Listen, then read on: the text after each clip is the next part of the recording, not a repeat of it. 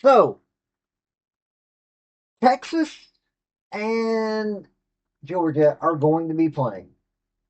It's going to be in Austin, Texas, at the Moody Center. Georgia's a surprising team. They can sneak up on you if you're not doing your job right. They've got an interesting defense, not a bad offense. I mean, they're not a bad team at all. That's why they're now ranked 23 in the nation. They got 21 wins on the season. Texas is the number 4 team in the nation. They've got 26 wins, only 3 losses. These two teams are really good. Now, Georgia's not as good as Texas most of the time. I mean, Georgia got beat by Oklahoma, got beat by Mississippi State, but at the same time, they beat Vandy, beat Auburn, beat Mizzou. It's that Vandy win that, at home even, that was a really good game to watch. The Oklahoma game wasn't horrible as a loss. It was 71-67. The loss to Mississippi State was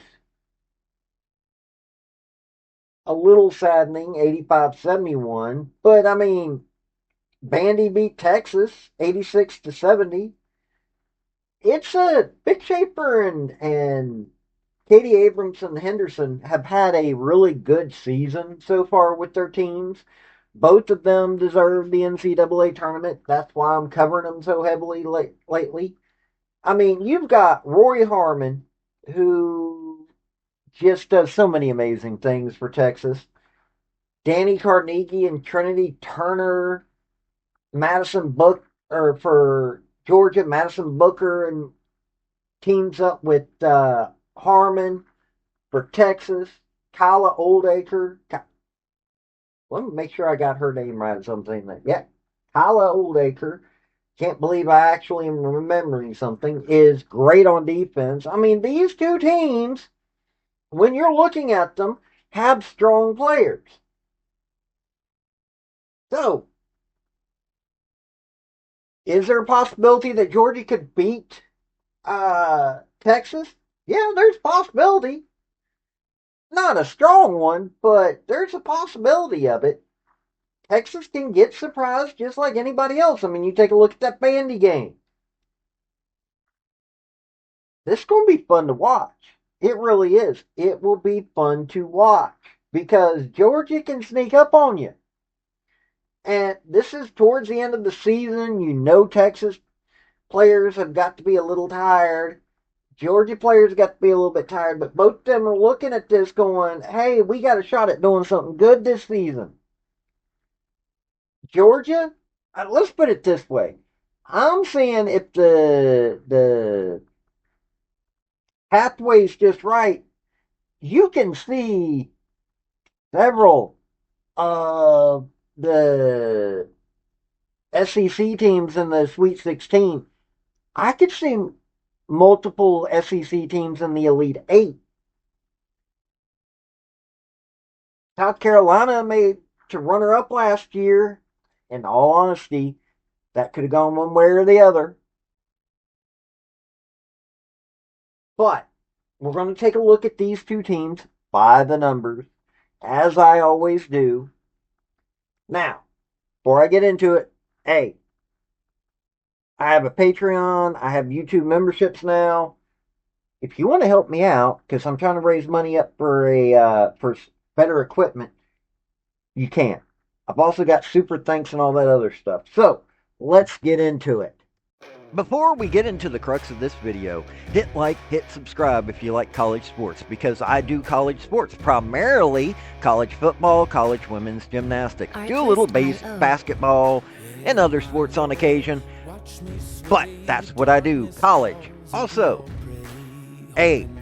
General Robert Neyland, former University of Tennessee head football coach for decades, had 7 maxims to win any game, but they can also help you if you apply them correctly to your life.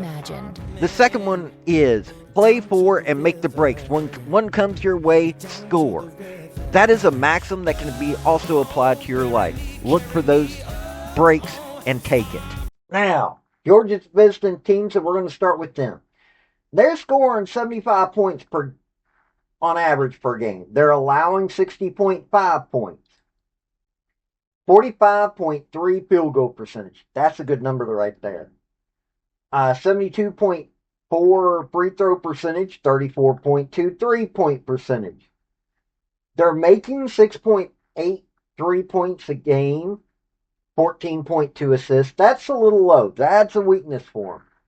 Total rebounds per game, ESPN has them at 33.9. ESPN has them at 37.8. Not bad. Could be a little bit better. They've got 13.6 turnovers a game. That should be worked on a little bit. And only 3 blocked shots a game. That really needs to be worked on. And 6.4 steals. That's 2 weaknesses that they have. Block steals and 3 weaknesses.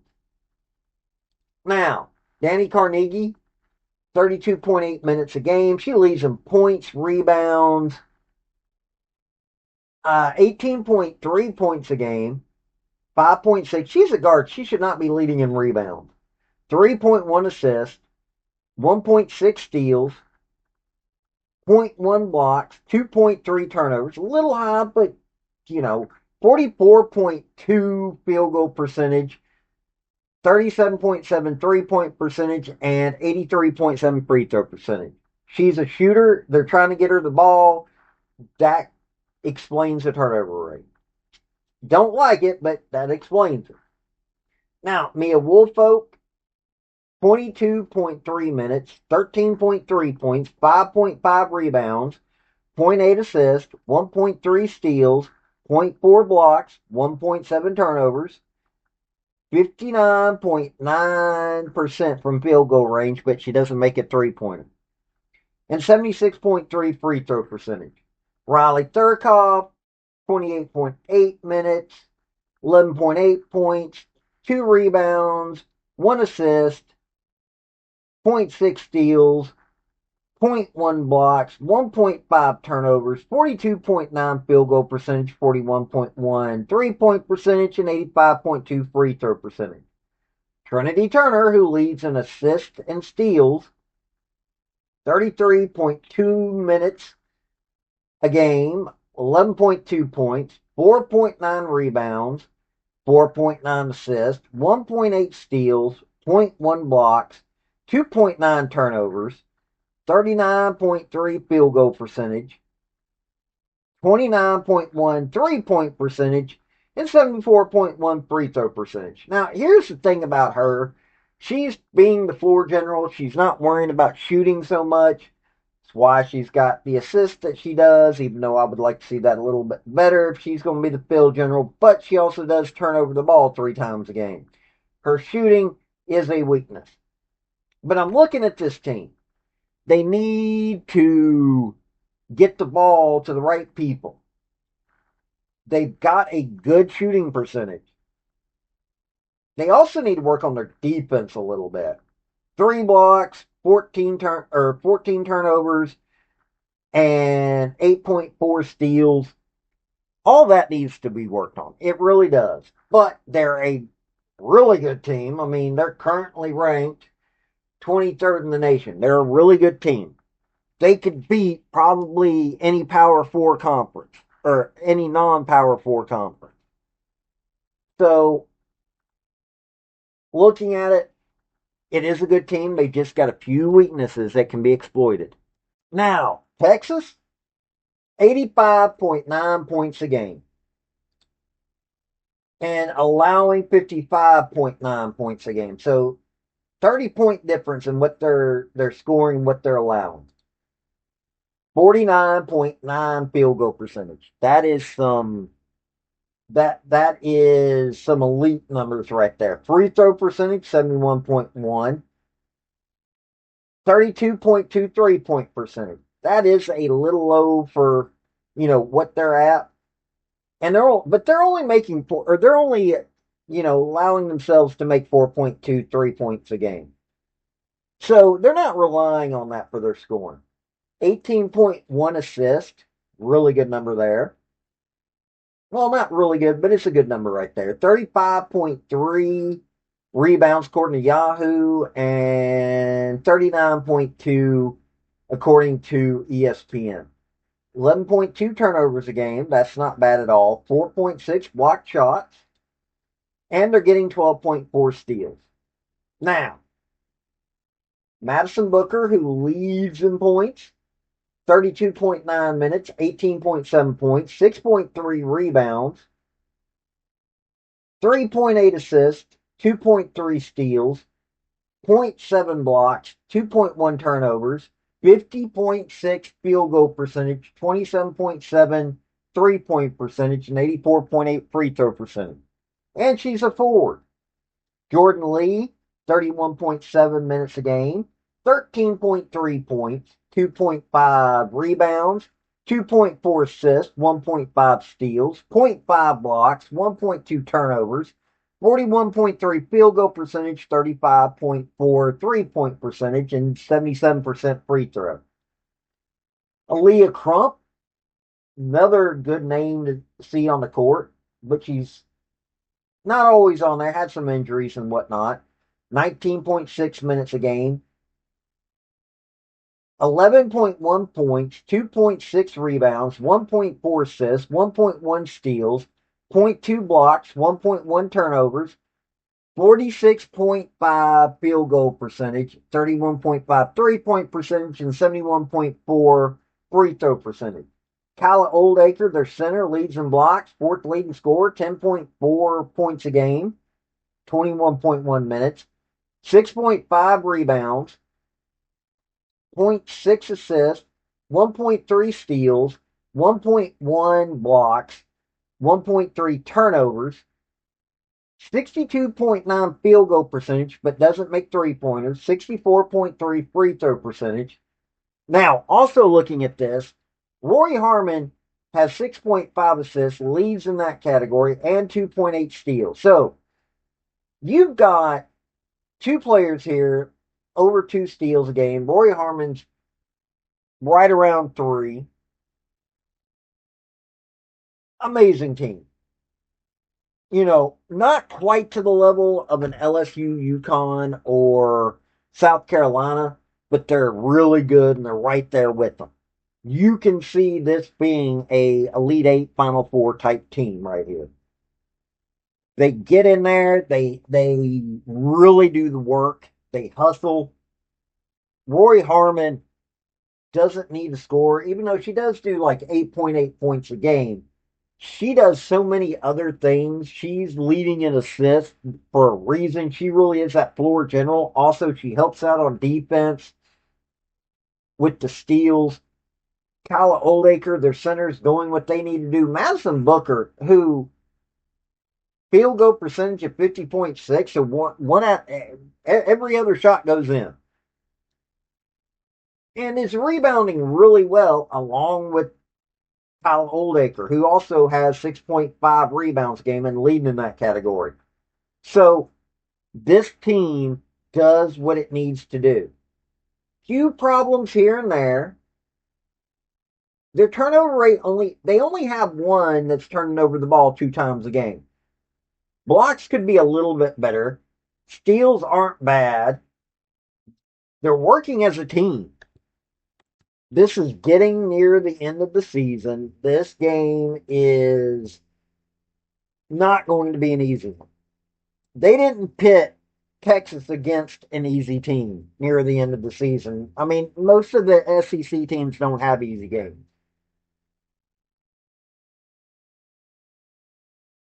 I'm looking at them, you know, Texas is right there in the elite area. They beat South Carolina once this year, lost to them another time. They're, yeah, they do have a couple of issues, but their issues are, what do you call it? First world problems, not third, not everyday problems. They got rich people problems. According to ESPN, they got 96.4% chance to win this game. UGA has a 3.6% chance to win this game. They play their game. They don't even have to play extraordinary. They just need to play their game like they normally do. Roy Harmon getting them off to a good start. Kyla Oldacre, Madison Booker doing what they need to do. It's going to be a hook 'em game. It really is. Hook 'em horns on this one. But if you're a Texas fan, Danny Carnegie, Trinity Turner, let me tell you something. They can do some damage. Then you also have their center who is doing a decent job. Riley Thurkoff, Mia Woolfolk, they've got a team. May not on paper look to be as competitive as Texas. And in a lot of instances, they wouldn't always be. But you don't sleep on them in any way, shape, or form. This is not, we're playing up against Florida or Auburn. No. This is Georgia. You've got to hustle every minute of all the game. Every minute of the game. This is going to be a really good game to watch, especially if you love women's basketball, because Georgia's hungry. Georgia decided they're going to be hungry, and yes, they have lost some, even recently. Oklahoma, Mississippi State, but they beat Vandy. They're one of those teams that you're looking at their schedule and you're going, how, what? They beat that team? Okay, they lost Ole Miss, lost LSU, South Carolina. They then went and beat Ole Miss. They beat Kentucky. Okay, lost Alabama and Tennessee. Tennessee game's a fight from word go. They beat Vandy. I mean, that's just the thing. You don't know you don't know what they're going to do to you at any one moment. I like watching Georgia. They a little unpredictable, but Katie Abrahamson-Henderson has got this team going at a high level. Definitely has corrected the problems of the previous two seasons. Now, they got into her first year at UGA.